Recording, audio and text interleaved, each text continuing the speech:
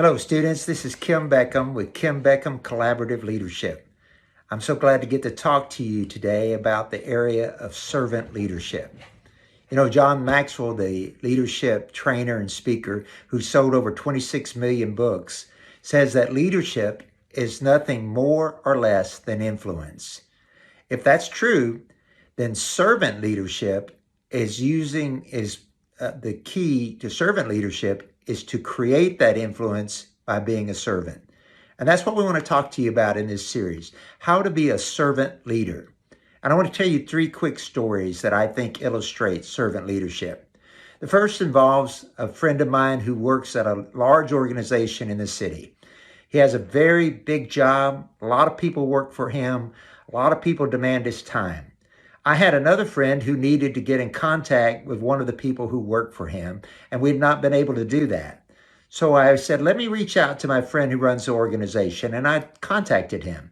And I said, listen, we're just looking to make contact. I'm not asking you to return a phone call, but we're not being able to get through to the people we want and want to make sure we had the right number. He said, let me check into that.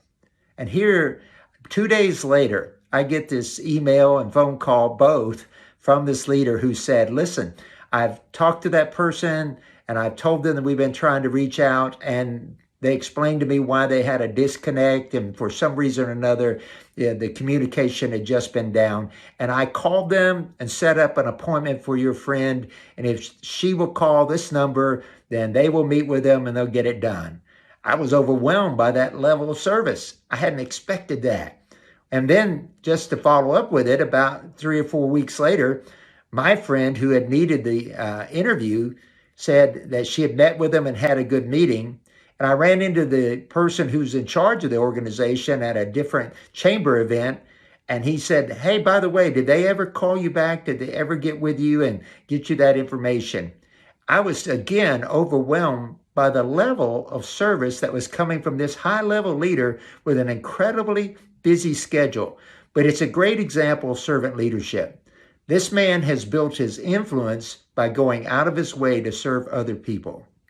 The second person I want to tell you about is someone I've been following his career all my life.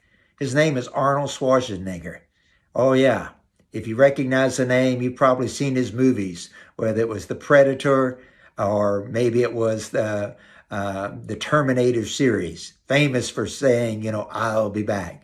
Anyway, Arnold Schwarzenegger is a very experienced and a hugely successful movie star. But what you may not know about him is he's also highly involved in a number of very powerful charities. I was just getting his newsletter the other day where he talked about how he had a fundraiser for an after-school organization that he supports. And he gathered together many of his friends, fellow celebrities, people high up in business, and they had raised over $5 million, in fact, very close to $6 million to fund these after-school programs for young people that are at risk. And I was thinking about that. I said, here's a man that has enough money that he could sit back and just enjoy himself the rest of his life. He could spend his time just, fishing or sailing or whatever things he likes to do. But instead, he is creating fundraising opportunities so that he can serve underprivileged young people. That's servant leadership. That's taking the skills, opportunities, and abilities that you have and using them to serve other people. And I was impressed by that. And here I am. He doesn't know me from anybody, but I'm a person who just followed him a little bit, and I was inspired that I want to be a better leader. If Arnold Schwarzenegger can go out of his way to serve underprivileged young people and gather together enough people to raise $5.8 million, I think, when he doesn't have to do any of that, then certainly there's more I can do to serve my community and serve the people in need. And the last person I want to talk to you about is a personal friend of mine. He has demonstrated for me the power of servant leadership. He's actually right now going through a very serious health situation. He's in a hospital in Dallas, Texas, in very serious care. And he's got a life-threatening disease. But when I called him to talk to him about what he was going through, I expected him to, be a little down, perhaps. I mean, who wouldn't be when you're facing a life-threatening disease? But that's not what I found. As I talked to him, he began to discuss how that he has found wonderful opportunities during his illness to serve the people who reached out to him. In fact, he told me about a young man that he knew from his church who had reached out to him and just said, I appreciate you and I'm praying for you. And he began to text this young man back to just see how he was doing when he was off in college, and just to try to, as he said, build a little wisdom into this young man about what he was going through. And I thought, man, that's servant leadership. To be in a place where you're suffering, to be in a place where your health is failing, and yet to not focus on yourself, but to focus on a young man who's in the prime of his life, who actually called to encourage him, but he's texting him to pour wisdom into him to help him be more successful in his life and what he's going through. That's servant leadership. If leadership is influence, then servant leadership is creating that influence by serving other people. So as you get ready to go either into your last year of high school, or you're getting ready maybe even to move on to college, you need to be thinking about, how can I use my opportunities to serve other people? What can I do that can make a difference? Is there a way I can serve my college? Is there a way I can serve my high school? Are there young people that I could reach out to around me that others perhaps don't see them and maybe they feel left out? And how can I serve them? Servant leadership. So let me just challenge your thinking.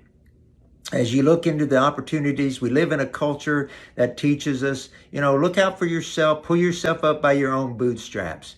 But the reality is there is no great success without a lot of people wanting you to be successful. And how do you create that group of people who want you to be successful? You create it by serving them. And so think about ways you can serve. What can you do? Who can you help?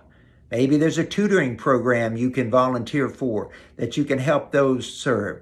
When I was in high school, we had an opportunity to travel by bus across town to a challenging neighborhood where some of the children there didn't have the same opportunities that we had. And we would meet with them and tutor them after school in math and science and English, just to try to help them get the kind of one-on-one attention that guarantees success. Maybe that's something you could do. Maybe there's an area of student government you could get involved in. Maybe there's an athletic area that you can serve in, that you can help the team to succeed. Maybe there's an area where you can just be a help in your home and to your family or in your church. And certainly don't forget your community.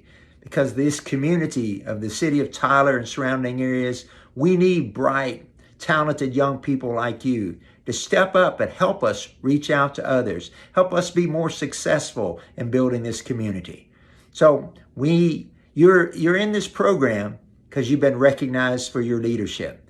Now let me challenge you to get involved in servant leadership.